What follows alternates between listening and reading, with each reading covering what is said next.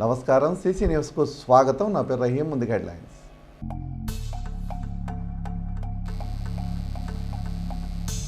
కేవలం 8 గంటల్లోనే చోరీకి గురైన ద్విచక్ర వాహనాన్ని స్వాధీనం చేసుకున్న రూరల్ సిఐ సుబ్బనాయుడు బృందం అభినందనలు తెలియజేసిన తెలుగుదేశం పార్టీ నాయకులు.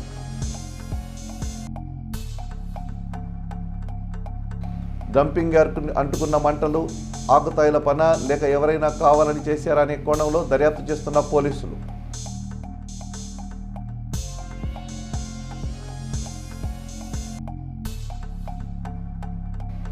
దేశంలో వ్యాప్తి చెందుతున్న హెచ్ఎంపీవీ వైరస్ కేసులు పరిస్థితిని ఎప్పటికప్పుడు సమీక్షిస్తున్నట్టు వెల్లడించిన కేంద్ర ఆరోగ్య శాఖ మంత్రి జేపీ నడ్డా.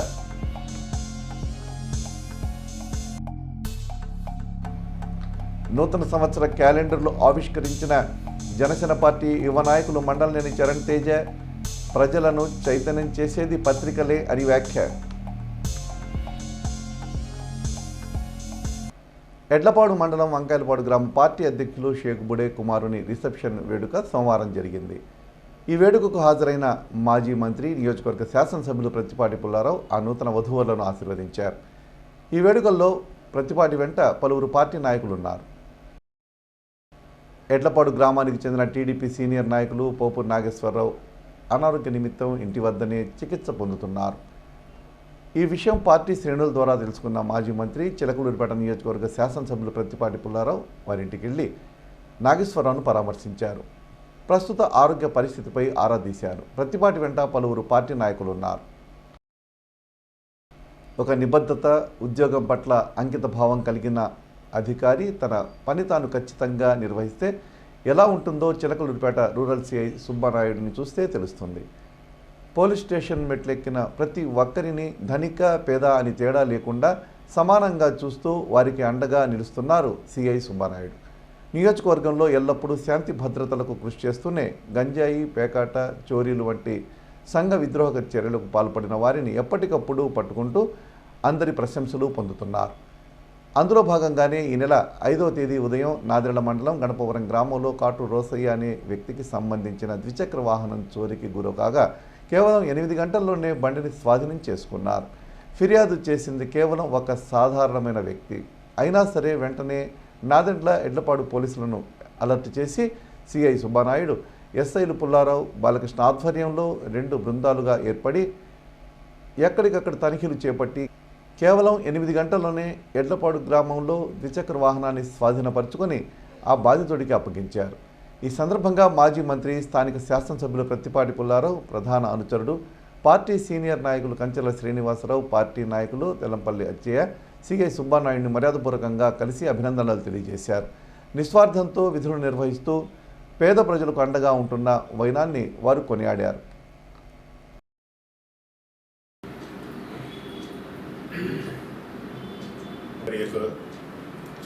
గణపవరం గ్రామంలో కాటు రోజీ గారి వాహనం అయిన టీవీఎస్ ఎక్సెల్ వెహికల్ ఆదివారం రాత్రి ఇంటి ముందు పార్క్ చేసి ఉన్నటువంటి వెహికల్ తెల్లారి నిద్రలేసి చూసేసరికి వెహికల్ కనపడకుండా వెళ్ళింది.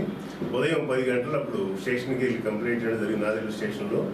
సాయంత్రం 8 సిఐ గారి ఆధ్వర్యంలో నాదెళ్ల స్టేషన్ వారు, అంటే నాదెళ్ల ఎస్ఐ పుల్లారావు గారు, ఎడ్లపాడు ఎస్ఐ బాలకృష్ణ గారు, వీరందరి యొక్క సహకారంతో సాయంత్రం వాళ్ళ యొక్క వెహికల్ తీసుకురావడం జరిగింది. ఈ విధమైనటువంటి కృషి చేస్తున్నటువంటి సిఐ గారికి మరియు నాదెళ్ల ఎస్ఐ గారికి, ఎడ్లపాడు ఎస్ఐ గారికి కృతజ్ఞతలు తెలియజేస్తూ లా అండ్ ఆర్డర్ డిపార్ట్మెంట్లో ఎంత నిష్పక్షపాతంగా కరెక్ట్గా పనిచేస్తుందో సిఐ గారి అర్థంలో ఈ విషయంతో తేటతెల్లం అవుతుంది. చిలకలూరిపేట నియోజకవర్గంలో లా అండ్ ఆర్డర్కి సంబంధించి గౌరవ మాజీ మంత్రివర్యులు, ప్రస్తుత శాసనసభ్యులు ప్రత్తిపాటి పుల్లారావు గారు ఒక మంచి టీం, డిపార్ట్మెంట్లో మంచి టీంను తీసుకురావడం జరిగింది చిలకలూరిపేటకి. ఈ గంజాయి, ఈ విచ్చలవిడితనము, ఎక్కడ పడితే అక్కడ దొంగతనాలు, ఇవన్నీ కూడా ఈ యొక్క డిపార్ట్మెంట్ సుబ్బనాయుడు గారు కానీ, సిఐ రమేష్ గారు కానీ, రూరల్ కానీ, టౌన్ కానీ అందరూ బ్రహ్మాండంగా అద్భుతంగా చేయడం జరుగుతూ ఉంది. ప్రతి ఒక్కళ్ళు కూడా పోలీస్ డిపార్ట్మెంట్ ఫ్రెండ్లీ పోలీస్ విధానాన్ని చిలకలూరిపేటలో అవలంబిస్తూ ఉన్నారు. దానికి నేను సుబ్బనాయుడు గారు విత్ ఇన్ 8 అవర్స్లో ఈ బండి పోయితే 8 గంటల్లో తీసుకొచ్చి సుబ్బనాయుడు గారు ఇవ్వటం జరిగింది. ఈ కాటు రోషి గారికి, గణపురం మా గ్రామవాసులు రోషి గారికి. ఇలాంటి విధంగా అనేక మంది సెల్ ఫోన్ పోయిన వాళ్ళు కూడా బ్రహ్మాండంగా అద్భుతంగా ఒక 20 days, 10 days, 15 days వీలున్నంత వరకు రికవరీ చేస్తూ ఉన్నారు డిపార్ట్మెంటు. ప్రతి ఒక్కరికి కూడా పేరున ఇట పేదలకి అందరికీ కూడా ఎవరైతే ఫోన్ కొనుక్కోవాలంటే 25,000 రూపాయలు అయితే చాలా ఇబ్బందికరం. అలాంటివి కూడా రికవరీ చేసి దొంగల బారి నుంచి చిలకలూరుపేటని బ్రహ్మాండంగా అద్భుతంగా చేస్తున్న డిపార్ట్మెంట్ వారికి నా ప్రత్యేక ధన్యవాదాలు తెలియజేసుకుంటా ఉన్నాను. చిలకలూరుపేట మండలం మానుకొండ వారిపాలెం సమీపంలో పెదనదిపాటు రోడ్లో ఉన్న మున్సిపల్ డంపింగ్ యార్డు సోమవారం రాత్రి అగ్నికి ఆహుతైంది. పకడ్బందీగా కెమెరాలు, వైర్లు పీకేసి దుండగులు డంపింగ్ యార్డులో పలు చోట్ల నిప్పంటించారు. సమాచారం అందుకున్న ఫైర్ సిబ్బంది హుటాహుటిన సంఘటనా స్థలానికి వచ్చి మంటలను అదుపు చేశారు. అయితే డంపింగ్ యార్డు తగలబెట్టడం ఆకతాయిల పని లేక కావాలని చేశారా అనేది తెలియాల్సి ఉంది. కేసు నమోదు చేసుకున్న పోలీసులు దర్యాప్తు చేస్తున్నారు. ప్రస్తుతం దేశ ప్రజలను భయభ్రాంతులకు గురి చేస్తున్న హెచ్ఎంపీవీ వైరస్పై కేంద్ర ప్రభుత్వం కీలక ప్రకటన చేసింది. దేశంలో హెచ్ఎంపీవీ వైరస్ కేసులు వెలుగు చూడడంతో కేంద్ర ఆరోగ్య శాఖ మంత్రి జేపీ నడ్డా కీలక ప్రకటన చేశారు. ఇదేమీ కొత్త వైరస్ కాదని 2001లోనే దీన్ని గుర్తించినట్లు తెలిపారు. అయితే భారత్లో కేసులు పెరుగుతున్న దృష్ట్యా ఆరోగ్య శాఖ అప్రమత్తంగా ఉందన్నారు. సవాళ్లను ఎదుర్కొనేందుకు సిద్ధంగా ఉన్నట్లు వెల్లడించారు. పరిస్థితిని ఎప్పటికప్పుడు సమీక్షిస్తున్నామని, ప్రజలు అప్రమత్తంగా ఉండి భయపడాల్సిన అవసరం లేదని తెలిపారు. Health experts have clarified that HMPV virus is not a new virus. It was first identified in 2001 and it has been circulating in the entire world since many years. HMPV spreads through the air by way of respiration. This can affect persons of all age groups. The virus spreads more during the winter and the early spring months. On recent reports, the cases of HMPV in China, the Health Ministry, the Indian Council for Medical Research and the National Center for Disease Control are keeping a close watch on the situation in China as well as in the neighboring countries. WHO has taken cognizance of the situation and will share their report shortly with us. The country data for respiratory viruses available with Indian Council for Medical Research, ICMR, and the Integrated Disease Surveillance Program has also been reviewed and no surge in any of the common respiratory viral pathogens is observed in India. Joint Monitoring Group meeting was held under the chairmanship of Director General for Health Services on 4th of January 2025 to review the situation. The health systems and surveillance networks of the country remain vigilant, ensuring the country is ready to respond promptly to any emerging health challenges. There is no reason to worry. We are closely monitoring the situation. ఛత్తీస్గఢ్లోని బస్తర్లో journalist Mukesh Chandrakar హత్య కేసును సమోటోగా స్వీకరించాలని, కేసుకు సంబంధించిన వాస్తవాలపై నివేదికను సమర్పించాలని ఆ రాష్ట్ర ప్రభుత్వాన్ని కోరుతున్నట్లు తెలుగు జర్నలిస్టుల సంక్షేమ సంఘం నాయకులు పేర్కొన్నారు. ఈ మేరకు వారు మీడియాతో మాట్లాడుతూ జర్నలిస్టుల హత్యపై స్పందించిన ప్రెస్ కౌన్సిలింగ్ ఆఫ్ ఇండియా చైర్పర్సన్కు ప్రత్యేక కృతజ్ఞతలు తెలిపారు. అదేవిధంగా కేంద్ర ప్రభుత్వం జోక్యం చేసుకుని జర్నలిస్టు కుటుంబానికి 1 కోటి పరిహారం, ఉద్యోగ అవకాశం కల్పించాలని, 5 ఎకరాల వ్యవసాయ భూమి ఇవ్వాలని డిమాండ్ చేశారు.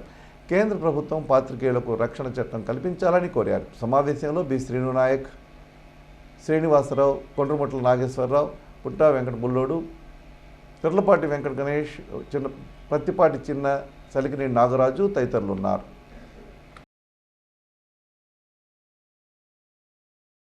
కుటుంబానికి 1 కోటి రూపాయల పరిహారం ఇవ్వాలని చెప్పేసి తెలుగు జర్నలిస్ట్ సంక్షేమ సంఘం నుంచి మేము డిమాండ్ చేస్తూ ఉన్నాం. 4th ఎస్టేట్గా పిలువబడేటువంటి ఒక ప్రీలాంగ్ జర్నలిస్ట్ కుటుంబానికి 1 కోటి పరిహారము ఇవ్వకపోతే కేంద్ర ప్రభుత్వంపై తీవ్రమైనటువంటి ఒత్తిడి తెచ్చి పోరాటం చేయవలసి వస్తుందని చెప్పేసి ఈ సందర్భంగా కేంద్ర ప్రభుత్వాన్ని కానీ మంచిని చెడుని బయట పెట్టి, మంచి అయితే 10 మందికి తెలియజేసి, చెడు జరిగితే దాన్ని ఖండిస్తూ దానిలో ఉన్నటువంటి చెడుతనాన్ని బయట తీసి దాన్ని న్యాయబద్ధంగా మార్చేటువంటి ప్రక్రియలో విలేకరుల వ్యవస్థ అనేది చాలా కీలకమైనది. అలాంటి విలేకరుల వ్యవస్థలో పనిచేస్తున్నటువంటి ఒక వ్యక్తిని అతి కిరాతకంగా చంపే హక్కు ఎవరు కల్పించారు? సో ఎవరైతే ఇంత ఘాతకానికి ఒడిగట్టాడో, ఎవరైతే ఈ కాంట్రాక్ట్ ఉన్నారో అతన్ని తక్షణమే అతనికి ఏ విధంగా అయితే అవతల వ్యక్తిని అంత ఘోరంగా చంపడానికి అతను ఏం తప్పు చేస్తే చంపాడు, ఇదైనా ఫ్యామిలీ ఇష్యూసా? అతను తప్పు చేసిన దాన్ని వెత్తి చూపితే చంపే రైట్ అతను ఎక్కడుంది? కాబట్టి ఇలాంటి ఎవరైతే ఘోరంగా ఇలాంటివి చేస్తారో, ఇలాంటి మనస్తత్వం కలిగినటువంటి వారిని ఖచ్చితంగా శిక్షించే విధానం కూడా అంత కఠినంగా ఉన్నప్పుడే రెండో వాళ్ళు ఇలాంటివి చేయాలి అంటే భయపడే పరిస్థితి ఉంటుంది. అందరికీ నమస్కారం. ఈ రోజున పల్నాడు జిల్లా చిలకలూరుపేట పట్టణంలో తెలుగు జర్నలిస్టుల సంక్షేమ సంఘం తరఫున ఛత్తీస్గఢ్లో ఒక జర్నలిస్టు అతి ఘోరంగా హత్య చేయబడ్డాడు. ఎందుకంటే ఒక కాంట్రాక్టర్ అవినీతిని బయటపెట్టినందుకు అతని మీద కక్ష పెంచుకొని ఈ రోజున అతన్ని ఘోరంగా సెప్టిక్ ట్యాంక్లో వేసి అలాంటి జర్నలిస్టుల మీద కక్ష పెంచుకొని ఇలాంటి నిర్ణయాలు తీసుకునే వారిని కఠినంగా శిక్షించాలని ప్రభుత్వాల తరపున మేము డిమాండ్ చేస్తూ ఉన్నాం. ఎందుకంటే ఎన్నో సమస్యల్ని పక్కన పెట్టి ఒక న్యాయం కోసం పోరాడే వ్యవస్థ జర్నలిస్టు వ్యవస్థ. అలాంటి జర్నలిస్టుల్ని ఇంత ఘోరంగా చంపడం అనేది మేము తీవ్రంగా ఖండిస్తున్నాం.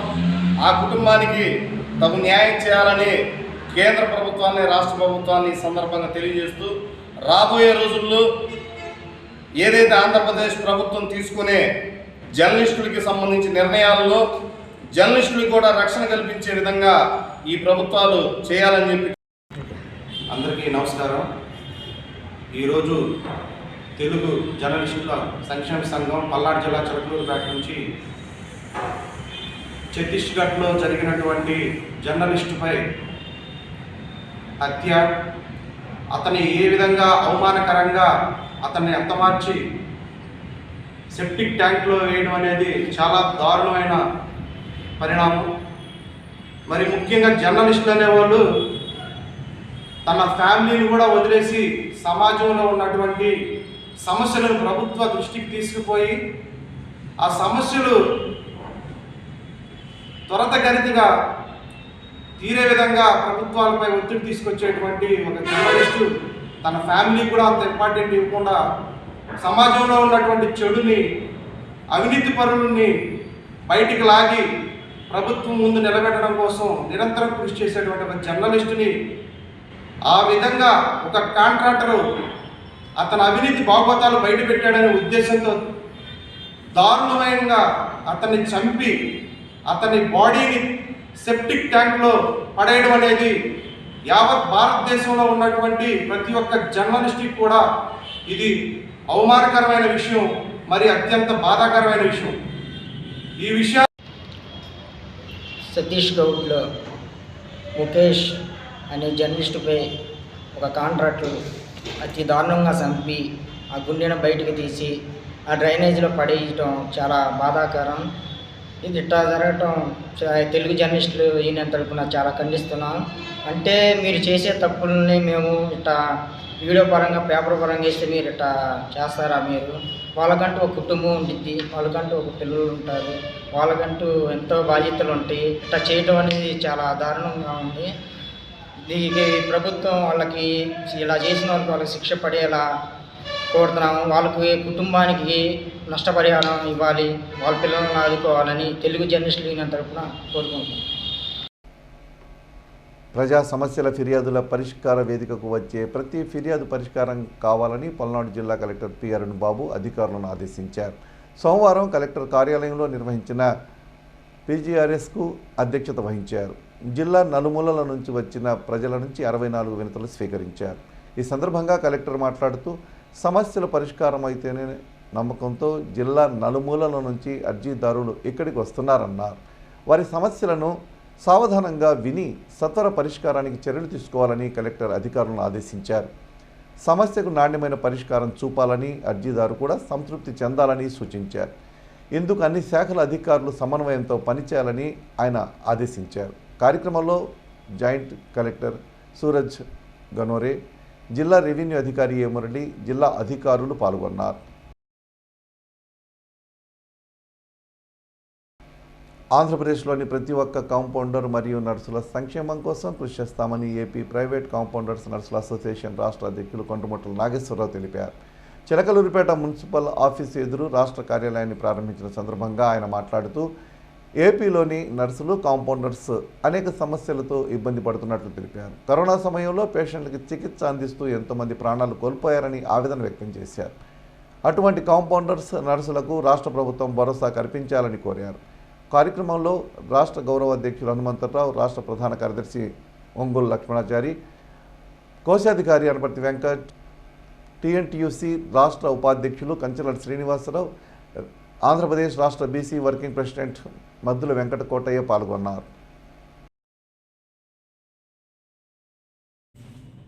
ఈరోజు చిలకలూరుపేట పట్టణంలో మున్సిపాలిటీ ఎదురుగా ఉన్నటువంటి కందిమల్ల హాస్పిటల్ నందు నూతనంగా AP private hospitals and compounder నర్సుల అసోసియేషన్ రాష్ట్ర కార్యాలయాన్ని ఈరోజు పెద్దలు సహాయ సహకారాలతో ఈరోజు ఏర్పాటు చేయడం జరిగింది. ఈ కార్యక్రమానికి ఎంతోమంది పలు ప్రజా సంఘాలు, బీసీ సంఘ నాయకులు, అలాగే కాంపౌండర్ నర్సులు, ల్యాబ్ టెక్నీషియన్లు ఈ కార్యక్రమంలో హాజరు కావడం జరిగింది.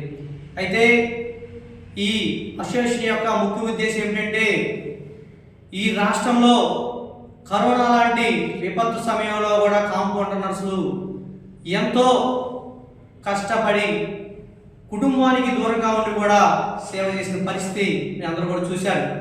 అయితే ఈ రాష్ట్రంలో దగ్గరగా 4 లక్షల పైచిలుకు కాంపౌండర్ నర్సులు ప్రైవేట్ హాస్పిటల్లో పనిచేయడం జరుగుతుంది. అయితే ఈ అసోసియేషన్ యొక్క ముఖ్య ఉద్దేశం ఏంటంటే మా యొక్క చదువులు తగ్గట్టుగా డాక్టర్లు మాకు చేయాల్సినటువంటి మంచి పనులు వాళ్ళు చేస్తూ వస్తున్నారు. అయితే ప్రభుత్వ పరంగా మాకు రావాల్సినటువంటి ఫలాలను మాత్రం ఇప్పటి వరకు మేము తీసుకున్న పరిస్థితి లేదు. కాబట్టి మేమందరం కూడా ఈ యూనియన్ ఏర్పాటు చేయడం కేవలం ప్రభుత్వం తరపు నుంచి రావాల్సినటువంటి ఫలాలు ఏవైతే ఉన్నాయో దాన్ని సాధించడం కోసమే యూనియన్ ఏర్పాటు చేయడం జరిగింది. కాబట్టి ఖచ్చితంగా ఈ రాష్ట్రంలో ఉన్నటువంటి 175 నియోజకవర్గాల్లో ప్రతి నియోజకవర్గంలో కూడా కాంపౌండర్ అసోసియేషన్ స్థాపించి ఖచ్చితంగా ప్రభుత్వ పరంగా మేము సాధించుకోవాల్సినటువంటి ఏదైతే ఫలాలు ఉన్నాయో ఆ ఫలాలను సాధించేంత వరకు కూడా మేమందరం కలిసికట్టుగా పనిచేస్తామని చెప్పేసి ఆ ఉద్దేశంతోనే ఈ యూనియన్ కూడా స్టార్ట్ చేయడం జరిగింది. ఆల్రెడీ గుంటూరులో రాష్ట్ర కార్యాలయం ఉంది అందుబాటులో, అలానే చిలకలూరుపేటలో కూడా రాష్ట్ర కార్యాలయం స్టార్ట్ చేశాము. అలానే జిల్లా కమిటీలు ఇప్పుడిప్పుడే స్టార్ట్ చేయడం జరుగుతుంది, నియోజకవర్గాల వైపు కూడా వెళ్ళడం జరుగుతుంది. మేము అతి త్వరలోనే గతంలో మేము ఏదైతే కరోనా సమయంలో మేము కష్టపడినా మాకు గుర్తింపు దక్కలేదు కాబట్టి గత ఎలక్షన్లో కూడా మేము టీడీపీకి కూడా పనిచేయడం జరిగింది. కాబట్టి మేము లోకేష్ గారిని, చంద్రబాబు నాయుడు గారిని కూడా కలిసి మా సమస్యలను విన్నవించుకొని మేము ఏవైతే మాకు ప్రభుత్వం తరపించి వచ్చేటువంటి ఇళ్ల స్థలాలు కావచ్చు, ఇన్సూరెన్స్ కావచ్చు, ఈఎస్ఐ ఇలాంటివన్నీ కూడా మేము వారికి మా సమస్యలను తెలియజేసి వారి ద్వారా మా సమస్యలను పరిష్కరించే దిశగా అడుగులేస్తామని చెప్పి తెలియజేస్తూ ఈ అసోసియేషన్లో రాష్ట్రంలో ఉన్నటువంటి ప్రైవేట్ హాస్పిటల్ కాంపౌండర్ నర్సులు అందరూ కూడా భాగస్వాములయ్యి ఐక్యత, సంక్షేమం, భరోసా దిశగా అడుగులేస్తామని చెప్పేసి తెలియజేస్తున్నాం. పత్రికలు చైతన్య దీపికలని జనసేన పార్టీ యువ నాయకులు మండలనేని చరణ్ తేజ అన్నారు. వివిధ దినపత్రికల నూతన సంవత్సర క్యాలెండర్లను మంగళవారం ఆయన కార్యాలయంలో పార్టీ నాయకులతో కలిసి ఆవిష్కరించారు. ఈ సందర్భంగా చరణ్ తేజ మాట్లాడుతూ సమాజం పట్ల గౌరవంతో, ప్రజల పట్ల నిబద్ధతతో పనిచేస్తున్న పత్రికలు ప్రజలకు, ప్రభుత్వానికి మధ్య వారధుల్లా పనిచేస్తున్నాయని చెప్పారు. పత్రికల ద్వారా ప్రజాస్వామ్యంలో పారదర్శకత, జవాబుదారీతనం పెరిగి సమర్థవంతమైన పరిపాలన అందించడానికి అవకాశం ఏర్పడుతుందని చరణ్ అన్నారు. ప్రజాభిప్రాయాన్ని ప్రతిబింబించే పత్రికలు ప్రజలకు నాణ్యమైన సేవలు అందించాలని ఆకాంక్షించారు. పత్రికల యొక్క సామాజిక బాధ్యత అసమానమైనదని వివరించారు. సామాజిక బాధ్యత నిర్వర్తించడానికి పత్రికలకు స్వేచ్ఛ ఎంత అవసరమని, పత్రికలకు స్వేచ్ఛ ఉన్నప్పుడే ప్రజల సాధక బాధకాలు తెలపడంతో పాటు ప్రభుత్వ పనితీరు విధానాన్ని సమీక్షించడానికి వీలవుతుందని పేర్కొన్నారు. కూటమి ప్రభుత్వం పత్రికా స్వేచ్ఛకు కట్టుబడి ఉందని తెలిపారు. కార్యక్రమంలో పలువురు జనసేన పార్టీ నాయకులు పాల్గొన్నారు. 2025-26 విద్యా సంవత్సరంలో 6వ తరగతిలో ప్రవేశానికి సంబంధించి ఉమ్మడి గుంటూరు జిల్లా వ్యాప్తంగా ఉన్న 12 బ్లాకుల్లో 23 కేంద్రాల్లో ఈ నెల 18న ఉదయం 11 గంటల నుండి మధ్యాహ్నం 1:30 వరకు జవహర్ నవోదయ విద్యాలయ ప్రవేశ పరీక్ష నిర్వహిస్తున్నట్లు విద్యాలయ ప్రిన్సిపల్ నల్లూరి నరసింహారావు తెలిపారు. పరీక్ష రాసేందుకు 4,916 మంది దరఖాస్తు చేసుకున్నట్లు చెప్పారు. వీరంతా నవోదయ GOV ఇన్ వెబ్సైట్కు వెళ్ళి రిజిస్ట్రేషన్ నంబరు, పుట్టిన తేదీ నమోదు చేసి హాల్ టికెట్ పొందవచ్చునని సూచించారు. డౌన్లోడ్ సాంకేతిక ఇబ్బంది వస్తే చిలకలూరిపేట మండల పరిధిలోని మద్దిరాల జవహర్ నవోదయ విద్యాలయ కార్యాలయం హెల్ప్ డెస్క్ నంబర్లు 9014307677, 9476315598కు కాల్ చేయాలని ఆయన కోరారు. ప్రజలకు ప్రభుత్వానికి మధ్య వారధిగా సత్యాగ్రహం దినపత్రిక ఉంటూ సమస్యలను ప్రభుత్వ దృష్టికి తీసుకువెళ్లడంలో కృషి చేస్తుందని మాజీ మంత్రి ఎమ్మెల్యే ప్రత్తిపాటి పుల్లారావు అన్నారు. ఆయన నివాసంలో సత్యాగ్రహం నూతన సంవత్సర 2025 క్యాలెండర్ను పార్టీ నాయకులు ప్రారంభించారు. ఈ సందర్భంగా ఎమ్మెల్యే మాట్లాడుతూ ప్రజలకు ప్రభుత్వానికి మధ్య వారధిగా పత్రికలు ప్రజాస్వామ్య సౌధానికి మూల స్తంభం లాంటివని వెల్లడించారు. ప్రభుత్వ నిర్ణయాలు, పరిపాలనా విధానాలను గురించి ప్రజలకు తెలియజేస్తూ వాటి పట్ల ప్రజల స్పందనను ప్రభుత్వానికి అందిస్తున్నాయన్నారు. ఈ కార్యక్రమంలో చిలకలూరిపేట రూరల్ మండల పార్టీ అధ్యక్షులు జువాజీ మదన్ మోహన్, నాదెళ్ల మండల పార్టీ అధ్యక్షులు బండారుపల్లి సత్యనారాయణ, మాజీ మండల అధ్యక్షులు అంబటి సోంబాబు, జనసేన పార్టీ నియోజకవర్గ యువ నాయకులు మండలనేని చరణ్ తేజ, క్లస్టర్ గంజి శ్రీనివాసరావు, 10వ ward TDP party secretary Shaik Daryavali, Satyagraham దినపత్రిక నియోజకవర్గ incharge Adapa Ashok Kumar, Edlapadu reporter Kachala Chand, TDP ముఖ్య నాయకులు పాల్గొన్నారు.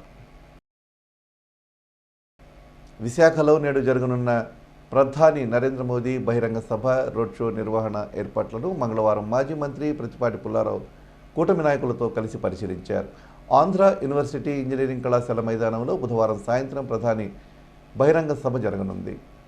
సభ నిర్వహణ, రోడ్ షోలో భాగంగా మాజీ మంత్రి ప్రత్తిపాటి పుల్లారావుకు ప్రభుత్వం జీవీఎంసీ పరిధిలోని కొన్ని వార్డులతో పాటు పెందుర్తి నియోజకవర్గ బాధ్యతలు అప్పగించిన నేపథ్యంలో ఆయన సభాస్థలిలో జరగనున్న ఏర్పాట్లను స్వయంగా పరిశీలించారు. భారీ స్థాయిలో ప్రజలు తలరి రానున్న నేపథ్యంలో ఎక్కువగా ఇలాంటి అవాంఛనీయ సంఘటనలు జరగకుండా, అవాంఛనీయ సంఘటనలకు తావు లేకుండా, ఎవరికి ఎలాంటి ఇబ్బందులు లేకుండా వసతుల కల్పనపై ఆయన కూటమి నేతలతో చర్చించారు. ఈ సందర్భంగా పరవాడ మండల పరిషత్ కార్యాలయంలో ఏర్పాటు చేసిన సమావేశంలో పుల్లారావు మాట్లాడుతూ మంత్రి లోకేష్ ఇప్పటికే సభ ఏర్పాట్లను స్వయంగా పరిశీలించి విలువైన సూచనలు చేశారన్నారు. గతంలో తన ఆధ్వర్యంలో చిలకలూరిపేటలో జరిగిన ప్రధాని మోదీ సభ భారీ స్థాయిలో విజయవంతమైందని, దాన్ని మించి విశాఖ సభ విజయవంతమయ్యేలా లోకేష్ ఆదేశాల ప్రకారం అందరం సమన్వయంతో కలిసి పనిచేస్తున్నామన్నారు. ప్రధాని నరేంద్ర మోడీ బహిరంగ సభ, రోడ్ షో చరిత్రలో నిలిచిపోయేలా విజయవంతం కావాలనేదే ముఖ్యమంత్రి చంద్రబాబు, ఉప ముఖ్యమంత్రి పవన్ కళ్యాణ్ల ఆకాంక్ష అని మాజీ మంత్రి చెప్పారు. ప్రధానంగా ఉత్తరాంధ్ర ప్రాంత కూటమి నాయకుల ప్రధాని పర్యటనను దిగ్విజయం చేయడానికి శక్తి వంచన లేకుండా కృషి చేయాలన్నారు. గత ప్రభుత్వం అవినీతి, ఆర్థిక విధ్వంసంతో దెబ్బతిన్న రాష్ట్రాన్ని, అస్తవ్యస్తమైన పాలనను గాడిలో పెట్టేందుకు ముఖ్యమంత్రి చంద్రబాబు అనుభవం, సమర్థత, ముందు చూపు ఎంతగానో ఉపయోగపడుతుందని ఆయన అన్నారు. వాటికి ప్రధాని మోదీ గారి ఉదారత, కేంద్ర సహకారం తోడైతే మన రాష్ట్రం దేశంలోనే అగ్రగామిగా నిలుస్తుందని మాజీ మంత్రి తెలిపారు.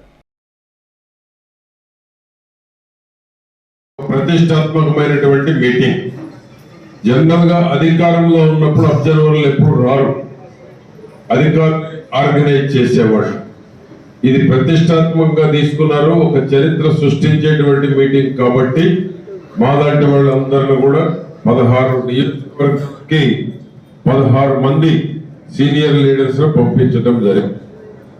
కాబట్టి దీని ప్రాధాన్యత ఏంటి అనేటువంటి దాన్ని బట్టి మీరు అర్థం చేసుకోవచ్చు. కాబట్టి మనకి మండలం ప్రాధాన్యతను కూడా మనం అర్థం చేసుకొని నాయకుల యొక్క గౌరవం పెంచాలి, కూటమి నాయకుల యొక్క గొప్పతనాన్ని ప్రధాని మోడీ గారి ముందు చాటి చెప్పాలి. ఇక్కడ పెందుర్తిలో ఉన్నటువంటి మన రమేష్ కుమార్ గారు కానీ బాబ్జీరావు గారి యొక్క బలం, వారి యొక్క సమర్థత, సీనియర్ నాయకులు ఇద్దరు జిల్లా ప్రెసిడెంట్ గా ఉన్నారు. మొన్నటి వరకేమో రమేష్ బాబు గారు ఉన్నారు, ఇప్పుడేమో బాబ్జీరావు గారు ఉన్నారు. అటువంటి సీనియర్ నాయకులు ఉన్నటువంటి నియోజకవర్గానికి ఈ పార్లమెంటులోనే 35,000-36,000 మంది రావాలని పార్టీ నిర్ణయించడం జరిగింది, కూటమి ప్రభుత్వం. కాబట్టి ఎవరికి వారు మనం వస్తారు అనేటువంటిది కాకుండా దాదాపు 313 పికప్ పాయింట్స్ పెట్టారు ఈ నియోజకవర్గానికి. 740 వెహికల్స్ ఇస్తున్నారు, ఇంకా వెహికల్స్ కావాల్సింటే కూడా ఇస్తారు. అదేవిధంగా 1411 మందిని ఈ పికప్ చేసుకునేటువంటి దానికి ఒక్కొక్క బస్ కి ఒక్కరు ఇద్దరిని అలాట్మెంట్ చేయడం కూడా జరిగింది. కాబట్టి మనం కూడా ఎవరికి వాళ్ళం శక్తి మేరకు నాయకుల గౌరవం పెంచేటువంటి దానికి మన ముఖ్యమంత్రి గారి సంగతి మీకు తెలియదు కాదు. ఈ దేశంలో ఎవరు కష్టపడనంత కష్టపడుతున్నారు ఈ వయసులో. 74-75 ఏళ్ల వయసులో ఒక్క నిమిషం కూడా విరామం లేకుండా లంచ్ తీసుకున్నాక ఎవరైనా ఆ ఏజ్ లో 1/4 గంట రిలాక్స్ అవుతారు. చంద్రబాబు నాయుడు గారిలో ఆ రిలాక్స్ కూడా లేకుండా కష్టపడుతున్నారు. ఎందుకంటే ప్రధాన కారణం కష్టాల్లో ఉన్న రాష్ట్రం, కష్టాల్లో ఉన్న రాష్ట్రాన్ని ఒడ్డును వేయాలి, పేదరికం లేనటువంటి రాష్ట్రంగా ముందుకు తీసుకువెళ్ళాలి. అందుకోసమే కష్టపడుతున్నారు. ఆయన అనుభవాన్ని, ఆయన సీనియారిటీని, ఏ డిపార్ట్మెంట్లో కేంద్రం నుంచి ఎక్కడ నిధులు రాబట్టాలో ఈ దేశంలో చంద్రబాబు నాయుడు గారికి తెలిసినంత నాకు తెలిసి ఏ ముఖ్యమంత్రి కూడా తెలిసి కూడా ఉండదు.